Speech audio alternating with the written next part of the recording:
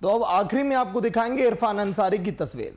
जामताड़ा के विधायक इरफान अंसारी से आज के दिन वीआईपी न्यूज की टीम ने बातचीत की और कोरोना वैक्सीन को लेकर, मौजूदा हालात को लेकर और पक्ष पर उन्होंने जमकर हमला बोला। लेकिन जिस तरह से हालात है झारखंड में कोरोना को लेकर, अनलॉक की प्रक्रिया को लेकर और कितना उनका पालन किया गया, आगे क्या तैयारियां, इन सभी को लेकर अभिनव ने बातचीत की है। देखिए आप। हमारे साथ विधायक जी हैं। जी हाँ, जामताड़ा से विधायक हैं, कांग्रेस कोटे से विधायक हैं, हमेशा सुर्खियों में रहते हैं और यूं कह ले कि विपक्ष लगातार हमला भी करती है। और कहीं ना कहीं आपने देखा होगा कि इस कोरोना पीरियड में किस तरीके से इरफान साहब ने काम किया है, लेकिन विपक्ष को उनका काम रास नहीं आ रहा है। कई सारे सवाल है, उन सवालों का हम जवाब लेंगे इरफान अंसारी से। सर, पहला सवाल यही है कि विपक्ष जिस तरीके से आपने काम किया, विपक्ष का सवाल खड़ा कर रहा है। हमारे साथ विधायक जी हैं। जी हाँ, जामताड़ा से विधायक हैं, कांग्रेस कोटे से विधायक हैं, हमेशा सुर्खियों में रहते हैं और यूं कह ले कि विपक्ष लगातार हमला भी करती है। और कहीं ना कहीं आपने देखा होगा कि इस कोरोना पीरियड में किस तरीके से इरफान साहब ने काम किया है, लेकिन विपक्ष को उनका काम रास नहीं आ रहा है। कई सारे सवाल है, उन सवालों का हम जवाब लेंगे इरफान अंसारी से। सर, पहला सवाल यही है कि विपक्ष जिस तरीके से आपने काम किया, विपक्ष का सवाल खड़ा कर रहा है कि सिर्फ लाइमलाइट में रहने के लिए, मीडिया में बने रहने के लिए इस तरीके के काम करते हैं इरफान अंसारी। देखिए, भारतीय जनता पार्टी कभी भी लोगों के सुख दर्द में कभी शामिल नहीं हुआ है। लोग, इनको ये नहीं पता है कि दुख क्या होता है और मुसीबत में कैसे मदद किया जाता है, ये कभी नहीं लोगों को मालूम। इनको केवल धर्म के नाम पर भाई भाई में लड़ाकर ये आज तक राजनीति किया है। लेकिन अगर आप मेरे एरिया आइएगा, गांव में जाइएगा, मैं अपनी जान की परवाह किए बगैर लोगों की जान बचाया। मैंने कई मरीज को मैंने ठीक किया, अपने पैसे से गरीब मरीजों का प्राइवेट हॉस्पिटल में इलाज करवाया, केवल एक नहीं कई। तो ये मैं काम कर रहा हूँ, अपने लिए करता हूँ, मैं भारतीय जनता पार्टी के लिए नहीं करता हूँ। ये क्या कहेंगे क्या नहीं कहेंगे, आई डैम केयर। मैं डॉक्टर हूँ और मुझे लगा कि एज ए डॉक्टर मैं लोगों की जान बचा सकता हूँ, तो मैंने जान बचाया। मैं भारतीय जनता पार्टी की तरह नहीं हूँ कि घर में घुस गया हूँ और पकौड़े खा रहा हूँ, पकौड़े तलवा रहा हूँ और पब्लिक से कोई मतलब नहीं, पब्लिक आ रहा है तो मिलना भी नहीं। नहीं, ऐसा कई बार वो विपक्ष का, चाहे आप विधानसभा की कार्रवाई के दौरान देख ले, या कई बार ऐसा देखा जाता है कि इरफान अंसारी अगर काम भी करते हैं तो विपक्ष को उनका काम रास क्यों नहीं आता। देखिए, भारतीय जनता पार्टी को लगता है कि इरफान अंसारी काम कर रहा है और हम क्यों नहीं कर रहे हैं। यही सच्चाई है। मैं उनसे भी कहना चाहता हूँ कि जनता ने आपको वोट दिया है, आप एक बार ये हटा लीजिए कि हाँ, धर्म के नाम पर आप जीत के चले आए चुनाव, इसको निकाल दीजिए। जीतने के बाद तो सभी धर्म के लोग आपके हो गए, विधायक तो आप सबके हो गए। तो निस्वार्थ मैं कहना चाहता हूँ, हम लोग आए हैं राजनीतिक में, राजनीतिक का जो प्रारूप है हम चेंज करना चाहते हैं, बदलना चाहते हैं। यही लोग के कारण बदलाव नहीं हो पा रहा है। हम आए हैं पढ़ लिख कर, हम आए हैं, हम मेडिकल डॉक्टर थे, हम MBBS MD डॉक्टर, हम त्याग दिए। हमको लगा कि नहीं, राजनीतिक में आकर हम कुछ सुधार सकते हैं, अच्छा कर सकते हैं, तो मैं कर रहा हूँ। और जो लोगों को दिख रहा है, 10,000 से हम जीते थे, इस बार 40,000 से जीते हैं। तो जनता देती है ना, परीक्षा हम लिखते हैं लेकिन रिजल्ट जनता हम तय करती है। तो ये लोग क्या कहते हैं नहीं कहते हैं, हमको इससे मतलब नहीं है। मैं जनता के लिए हूँ और मैं अच्छा करने के लिए आया हूँ। राज्य की जनता अगर मुझे अप्रिशिएट कर रही है तो भाजपा को अच्छा नहीं लग रहा है, विपक्ष को अच्छा नहीं लग रहा है। मैंने कहा कि आप आइए, हमसे बैठिए, हमसे डिबेट कीजिए कि कहाँ पर क्या क्या खामियां हैं। राज्य अगर कोविड के कारण हम लोग नहीं समझ पाए थे कि क्या होगा, आनन फानन में कोरोना आ गया, सारा काम ठप हो गया, हम लोगों का विकास ठप हो गया। हमारी सरकार ने जान बचाने का काम किया, हम लोग लग गए। लेकिन फिर भी आप सवाल खड़े कर रहे हैं स्वास्थ्य को लेकर। सर, बन्ना गुप्ता के ऊपर आप सवाल खड़े करते हैं, आपके भाई भी कहते हैं, लेकिन उनके ऊपर सवाल करते हैं। क्या लगता है, स्वास्थ्य विभाग में उस तरीके से काम नहीं हुआ कोरोना पीरियड में? मैं एक बात सच बता रहा हूँ आपको, बन्ना गुप्ता से मेरी कोई लड़ाई नहीं है। स्वास्थ्य मंत्री वो हैं, तो उनको देखना है। लेकिन मैं इतना ज़रूर कहूँगा कि जो सेकेंड फेज जो आया था कोरोना में, उसमें जो हमारे माननीय मुख्यमंत्री हेमंत जी जो हैं, वो कभी सीएम नहीं लगे हमको। वो लगे कि एक स्वास्थ्य मंत्री हैं वो, और स्वास्थ्य मंत्री की भूमिका में वो नजर आए, जिसका परिणाम है कि आज हम लोग कोविड को लगभग लगता है कि झारखंड में। बन्ना गुप्ता के काम से हम नाखुश हैं, उन्होंने कुछ नहीं किया, मुख्यमंत्री ने सारा कुछ किया। मैं ये नहीं कहना चाहता, लेकिन मैंने जो कह दिया आपको कि मुख्यमंत्री जी सीएम कम लगे, स्वास्थ्य मंत्री ज़्यादा लगे, और लोगों को बचाया भी, डरने से बचाया, हर संभव मदद कराए, और यहाँ तक कि ऑक्सीजन प्लांट खोलने का निर्णय लिया, ऑक्सीजन मुहैया कराया। ना केवल झारखंड, दूसरे राज्यों में भी मुख्यमंत्री जी आगे बढ़ चढ़कर ऑक्सीजन दिलाने का काम किया, और लोगों से लगातार संवाद करते रहे।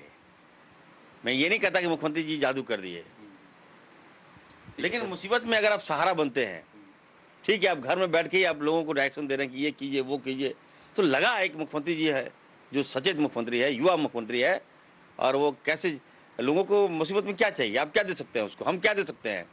किसी घर में हम हड़िया तो नहीं चला देंगे। आप विकास की बात कर रहे हैं सर, एक मिनट सर, आप विकास, तो एक सहारा बनकर मुख्यमंत्री जी आए, तो ये बहुत काबिल तारीफ है। आप विकास की बात कर रहे हैं, एक रिपोर्ट आई है, कल भी मैंने आपसे सवाल किया था, नीति आयोग की जो रिपोर्ट आई है, झारखंड इतना पीछे क्यों है सर? हर चीज में आप बोल रहे हैं कि आगे काम कर रहा है झारखंड, लेकिन आप देखिए बिहार से दूसरे स्थान पर है, केरल सबसे टॉप पर है, आखिर रीजन क्या है? देखिए, मैंने पहले भी कहा आपको कि नीति आयोग जो है वो एक संस्था है जो केंद्र के इशारे पे चलता है, वो आकलन करता है कहाँ क्या है नहीं है। अब केरल में क्या हुआ नहीं हुआ वो मैं नहीं जानता, लेकिन मैं जानना चाहता हूँ कि झारखंड जो एक पिछड़ा राज्य है, सबसे पिछड़ा राज्य हम लोग हैं। ये बात अलग है कि हमारे पास खनिज संपदा अपार है, लेकिन हमारे पास वो शक्ति नहीं है कि उसको हम लोग टच करें। सारे केंद्र के अधीन है हमारा खनिज संपदा।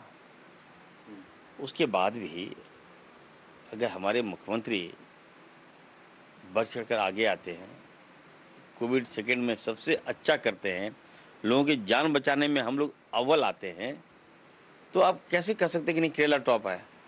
अभी तो हम लोग कोई विकास किए ही नहीं है। 2 साल हमारा होने जा रहा है, ये बात हम लोग डेवलपमेंट कहाँ कर पाए? जीत के आए, कोरोना ने खा गया, खड़ा हो रहे थे, दोबारा सेकेंड फेज कोरोना आ गया। तो कहने का मतलब ये है कि अब केरला में अभी चुनाव हुआ है, इससे पहले 5 साल का ब्यौरा आप देखिएगा, तो हो सकता है वो अच्छा काम किया हो। हम लोग तो second phase, Bharatiya Janata party 5 साल चलाया, हमारा 2 साल हुआ है अभी मात्र। तो अभी आप आगे आगे देखिए, काम होगा। सर, वैक्सीनेशन को लेकर रार मची हुई है, आप देखिए किस तरीके से जो विपक्ष वो कह रही है कि कांग्रेस घड़ियाली आंसू बहा रही है और केंद्र और राज्य में समन्वय सही से बन नहीं रहा। देखिए, राहुल गांधी जी, सोनिया गांधी जी दिन रात जनता के हित के लिए लगे हुए हैं। सभी राज्यों को निर्देश दिया गया, सभी कांग्रेस के अध्यक्षों जो प्रेसिडेंट हैं हमारे, उनको निर्देश दिया गया कि जन जन तक आप जनता को मदद कीजिए, कोविड काल में आप एक एक लोगों को हेल्प कीजिए। और इसका परिणाम है कि हम लोगों ने काफ़ी, जब राहुल जी जो जो बोले, सोनिया गांधी जी जो जो बोले, हम लोगों ने किया, और उनके मार्गदर्शन पर हम लोग को लगा कि नहीं, हम लोग, उनका जो गाइडलाइन था वो सही था, तो काफ़ी सफल भी हुआ। लेकिन अफसोस इस बात का है, वैक्सीन के नाम पर राजनीति हो रहा है। क्यों? कांग्रेस के शासनकाल में, मैं कहना चाहता हूं आपको, कितना वैक्सीन हम लोगों ने दिया, एक से एक वैक्सीन लगे हैं, चाहे वो खोलरा हो, चाहे वो पोलियो हो, बहुत से वैक्सीन दिया, लेकिन कभी भी हम लोगों ने श्रेय नहीं लिया। हम लोगों को लगा, हमारी पार्टी को लगा, कांग्रेस पार्टी को लगा कि जनहित में ये आवश्यक है, जनता का है, जनता ने हमें मुख्यमंत्री, MP, MLA, प्रधानमंत्री बनाया। तो अगर हम जनता को मदद नहीं करेंगे तो कौन करेगा? तो कांग्रेस ने कभी भी टीकाकरण में अपना नाम नहीं लिया। लेकिन अफसोस इस बात का है मुझे कि प्रधानमंत्री जी देश के प्रधानमंत्री जी से मैं कहना चाहता हूँ, आपका फर्ज है, आप देश के प्रधानमंत्री हैं, वैक्सीन आपको देना है। वैक्सीन का बहुत कॉस्ट नहीं होता, मैं डॉक्टर हूँ, मैं बताना चाहता हूँ। ये लिक्विड है, बॉडी में जाता है। मुख्यमंत्री ने क्यों ऐलान कर दिया था मैं ये सर? कह रहा हूँ, सुनिए, लिक्विड है, मैन्युफैक्चरिंग कॉस्ट बिल्कुल जीरो है उसका। अगर एक टंकी आप कीजिएगा ना तो 1 लाख वैक्सीन बन जाएगा। तो मैन्युफैक्चरिंग कॉस्ट जीरो है, लेकिन लागत ये लोग बहुत ज़्यादा कर दिया। तो मैं देश के प्रधानमंत्री से कहना चाहता हूँ कि वैक्सीन में पैसा मत लीजिए, आप फ्री कर दीजिए वैक्सीन, और ऊपर से type of variety of vaccine. मुख्यमंत्री ने क्यों कहा था कि हम फ्री वैक्सीनेशन करेंगे, फिर केंद्र से वो मांगने लग गए? देखिए, मुख्यमंत्री जी ने बहुत कुछ सोचा है इस पर, और हमें लगता है कि अगर केंद्र सरकार वैक्सीन नहीं देगा तो मुख्यमंत्री जी खरीदेंगे, झारखंड खरीदेगी वैक्सीन को, अपने पैसे से हम लोग खरीदेंगे। इस ताल्लुक में हो सकता है वो कुछ बातें कहे होंगे, लेकिन ऐसी बात नहीं है, हमें लगता है। सवाल और लेंगे सर। जिस तरीके से आप देखिए कि ट्रैवल एडवाइजरी कमेटी की जो बात सामने आ रही है और कहीं ना कहीं अबरार मचने की बात कही जा रही है राजभवन और मुख्यमंत्री को लेकर, कैसे देखते हैं इस पूरी प्रक्रिया को? देखिए, टीएसी कमेटी जो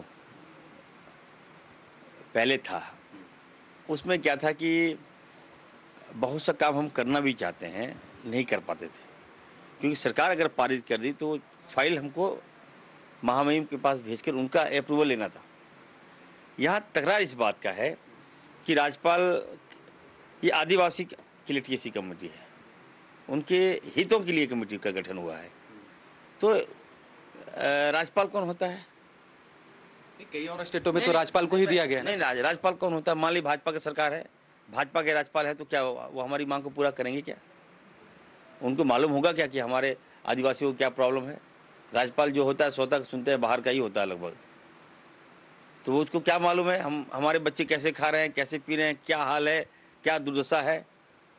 तो जो फैसला लिया है हमारी सरकार ने, ये सराहनीय है, और मैं प्रशंसा करता हूँ मुख्यमंत्री जी का। ऐसी कमेटियाँ राज्यपाल को नहीं जाना चाहिए था। संशोधन हुआ है, ये राज्य के हित में हुआ है, राज्य के लोगों के हित में हुआ है, और खास करके आदिवासियों के हित में हुआ है। एक आखिरी सवाल सर, रूपा तिर्की हत्याकांड, 1 महीने से ज़्यादा समय गुजर गया सर, कहाँ तक बात पहुँची है? कई आरोप लग रहे हैं, मुख्यमंत्री को लेकर भी कई बातें कही जा रही है, क्या लगता है सर? परिजन भी मांग कर रहे हैं, विपक्ष भी मांग कर रहा है सीबीआई जांच की, आप पीछे क्यों हट रहे हैं? देखिए, हमारी सरकार पीछे नहीं हट रही है। जब हम लोगों ने मारा ही नहीं है उनको, तो पीछे किस बात का हटेंगे? हमारी सरकार के पास जो तंत्र है वो बिल्कुल निष्पक्ष होकर काम कर रही है। मुख्यमंत्री जी वेट कर रहे हैं, बहुत जल्द सीआईडी का रिपोर्ट भी आ जाएगा, विजिलेंस का रिपोर्ट भी आ जाएगा, सारी रिपोर्ट का हम लोग वेट कर रहे हैं, और उसके बाद मुख्यमंत्री जी सामने आएंगे, बयान देंगे। तो यहाँ पे बेवजह इसको तूल दिया जा रहा है।